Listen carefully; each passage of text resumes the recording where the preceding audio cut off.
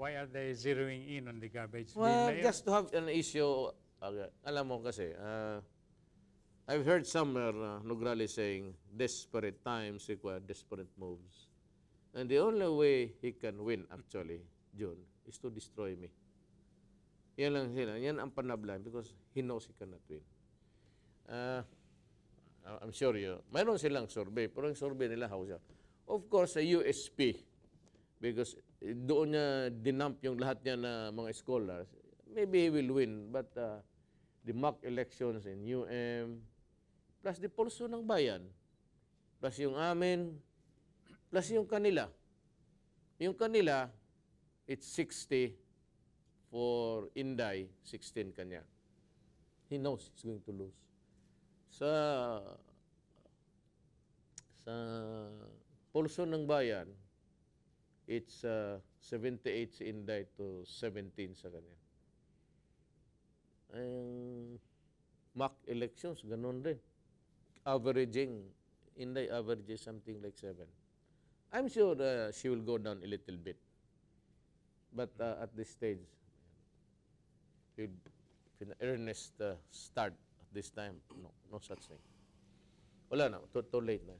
Politically, I don't think. I've been around since my father's time, 1957, when he became governor.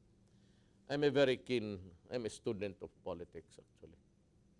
Mahirapan. Even if he has to spend. I think Nograles has to spend something like 500 million to get even.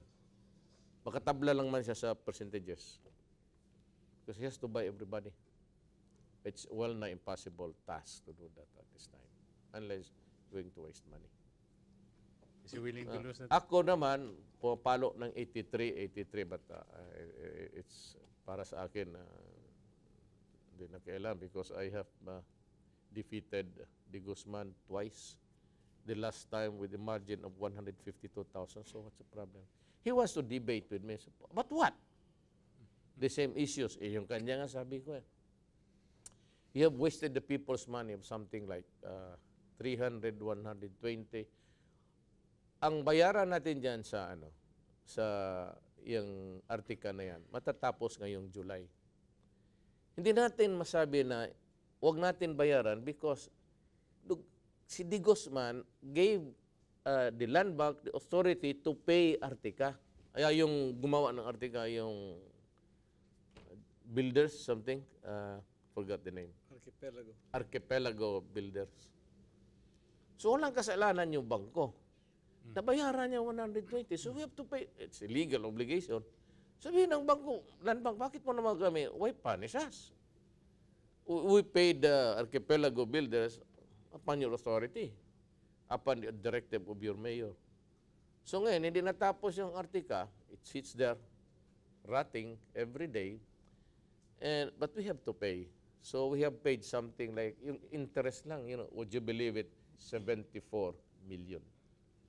We've been paying since then. Pagbalik ko, nung year 2000. Ganun ka.